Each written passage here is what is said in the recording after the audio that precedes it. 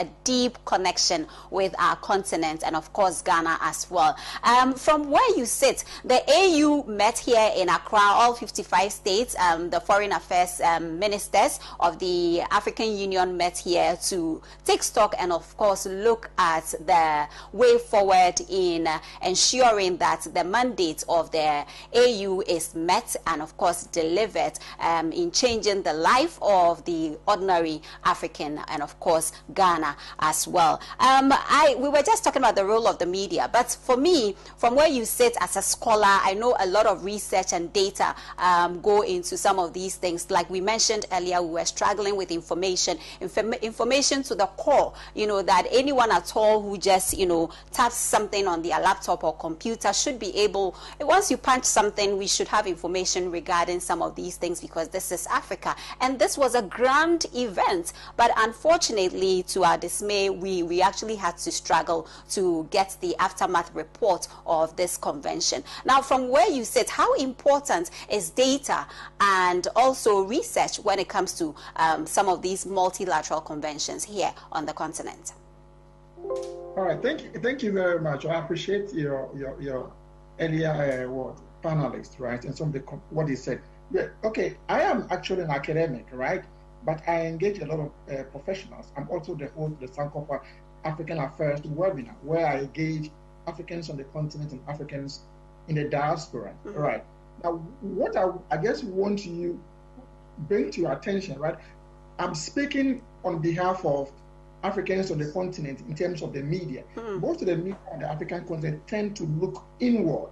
If you look at Ghana, for example, maybe with the exception of some program that you host, and most of the media houses, they tend to look within their various countries, right? They don't look outside unless it's become a very critical issue in terms of probably what is happening in Kenya. Mm. Even if you see the reporting on Kenya, you wouldn't get the actual fact as to what is actually going on. They just say something and okay, this is what is happening in Kenya. So that has been a problem, right? We tend to look inwards. Almost all African country media houses, they tend to look within. They don't look very, very international to understand what is really going on the African continent.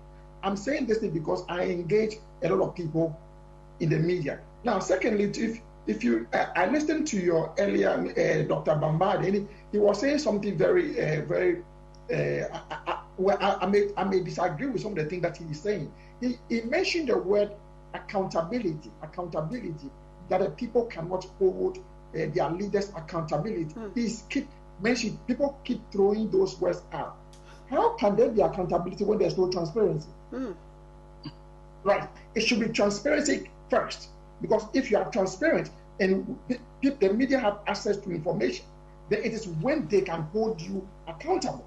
But if you are not transparent with information, how do you expect the media to hold you accountable? So that's the problem with the African Union as an institution. That has been its biggest problem, right? Like you said, I'm in the United States, so I was able to access some of the information, and our friends who also attended the seminar, right? So I have some of the documents and everything. But let me tell you something very interesting. They were talking about the AU Agenda 2063. They were talking about African Union financing for infrastructure.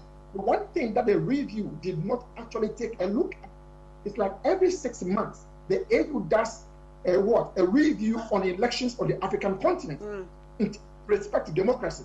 But this time you realize that they did not talk about the elections very well, because most of the elections that has happened on the African continent has been very problematic. Let's see what happened in South Africa. Let's see what happened in Chad. Let's see what happened in Senegal. Let's see what happened in Rwanda. So you realize that they could not speak to the issue of democracy with respect to elections, because elections have not been very, very good. See what happened in Togo in terms of the constitutional review. The African Union was very, very silent. They didn't say anything. You saw what happened in Senegal. The African Union was very, very silent. You saw what happened in Chad. The African Union was very silent. You saw what happened in DR Congo. The African Union was very, very silent.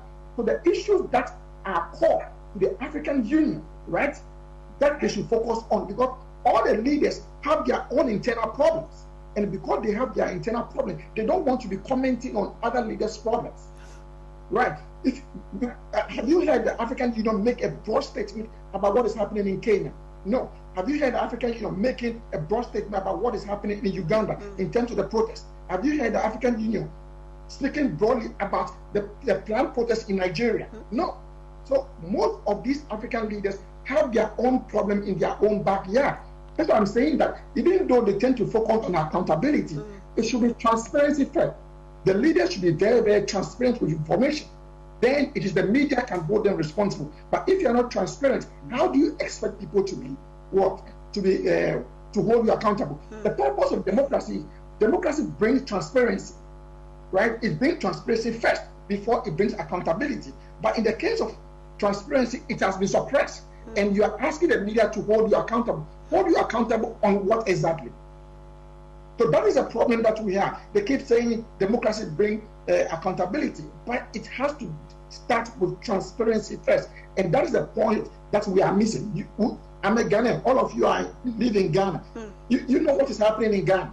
You didn't get the information in terms of RTI. You filed for RTI and you want to get information from the RTI secretariat. It became a problematic issue.